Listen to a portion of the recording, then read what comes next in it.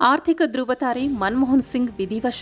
ಮಾಜಿ ಪಿಎಂ ಬಗ್ಗೆ ನಿಮಗೆಷ್ಟು ಗೊತ್ತು? ದೀರ್ಘಕಾಲದಿಂದ ಅನಾರೋಗ್ಯದಿಂದ ಬಳಲುತ್ತಿದ್ದ ಮಾಜಿ ಪ್ರಧಾನಿ ಮತ್ತು ಹಿರಿಯ ಕಾಂಗ್ರೆಸ್ ನಾಯಕ ಮನಮೋಹನ್ ಸಿಂಗ್ ಅವರು ನಿಧನರಾಗಿದ್ದಾರೆ. ಅವರಿಗೆ 93 ವರ್ಷ ವಯಸ್ಸಾಗಿತ್ತು. ಖ್ಯಾತ ಅರ್ಥಶಾಸ್ತ್ರಜ್ಞ ಮತ್ತು ರಾಜನೀತಿಜ್ಞರಾಗಿರುವ ಸಿಂಗ್ ಅವರ ಆರೋಗ್ಯ ಹದಗೆಟ್ಟ ಹಿನ್ನೆಲೆಯಲ್ಲಿ ದೆಹಲಿಯ ಏಮ್ಸ್ಗೆ ದಾಖಲಾಗಿದ್ದರು. ಚಿಕಿತ್ಸೆ ಫಲಕಾರಿಯಾಗದೆ ಕೊನೆ ಉಸಿರೆಳೆದಿದ್ದಾರೆ. ಮನಮೋಹನ್ ಸಿಂಗ್ ಅವರು ಇತ್ತೀಚಿನ ವರ್ಷಗಳಲ್ಲಿ ಆರೋಗ್ಯದ ಕಾರಣಗಳಿಂದ ರಾಜಕೀಯದಿಂದ ದೂರವಿದ್ದರು. 2024ರ ಆರಂಭದಿಂದಲೂ ಆರೋಗ್ಯದಲ್ಲಿ ಚೆನ್ನಾಗಿರಲಿಲ್ಲ. ಅವರ ಕೊನೆಯ ಸಾರ್ವಜನಿಕ ಪ್ರದರ್ಶನವು ಜನವರಿ 2024ರಲ್ಲಿ ಅವರ ಮಗಳ ಪುಸ್ತಕ ಬಿಡುಗಡೆ ಸಮಾರಂಭದಲ್ಲಿ ಪಾಲ್ಗೊಂಡಿದ್ದೇ ಕೊನೆ ಕಾರ್ಯಕ್ರಮ ಆಗಿತ್ತು. ಏಪ್ರಿಲ್ 2024ರಲ್ಲಿ ರಾಜ್ಯಸಭೆಯಿಂದ ನಿವೃತ್ತರಾದರು. ಮನಮೋಹನ್ ಸಿಂಗ್ ಅವರು 2004ರಿಂದ 2014ರವರೆಗೆ ಕಾಂಗ್ರೆಸ್ ನೇತೃತ್ವದ ಯುನೈಟೆಡ್ ಪ್ರೋಗ್ರೆಸಿವ್ ಅಲೈನ್ಸ್ ಅಡಿಯಲ್ಲಿ ಸಮ್ಮಿಶ್ರ ಸರ್ಕಾರವನ್ನು ಮುನ್ನಡೆಸುವ ಮೂಲಕ ಸತತ 2 ಬಾರಿ ಪ್ರಧಾನಮಂತ್ರಿಯಾಗಿ ಸೇವೆ ಸಲ್ಲಿಸಿದರು. ಅವರು 1991ರಲ್ಲಿ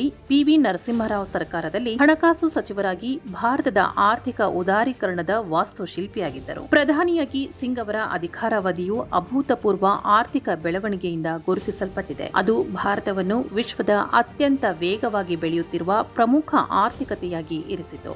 ಮಾಹಿತಿ ಹಕ್ಕು ಕಾಯ್ದೆಯಂತಹ ಹೆಗ್ಗುರುತು ಸಾಮಾಜಿಕ ಸುಧಾರಣೆಗಳನ್ನು ಪ್ರಾರಂಭಿಸಿತು. ಅವರು ಐತಿಹಾಸಿಕ ಇಂಡೋ-ಯುಎಸ್ ನಾಗರಿಕ ಪರಮಾಣು ಒಪ್ಪಂದದ ಬಗ್ಗೆ ಮಾತುಕತೆ ನಡೆಸಿದರು. ಭಾರತಕ್ಕೆ ದಶಕಗಳ ಪರಮಾಣು ಪ್ರತ್ಯೇಕತೆಯನ್ನು ಕೊನೆಗೊಳಿಸಿದರು. ಆದಾಗ್ಯೂ ಅವರ ಅಧಿಕಾರಾವಧಿಯು 2G ತರಂಗಾಂತರ ಪ್ರಕರಣ ಮತ್ತು ಕಲ್ಲಿದ್ದಲು ನಿಕ್ಷೇಪ ಹಂಚಿಕೆ ವಿವಾದದಂತಹ ಭ್ರಷ್ಟಾಚಾರ ಹಗರಣಗಳಿಂದ ಕುಖ್ಯಾತಿ ಗಳಿಸಿತ್ತು.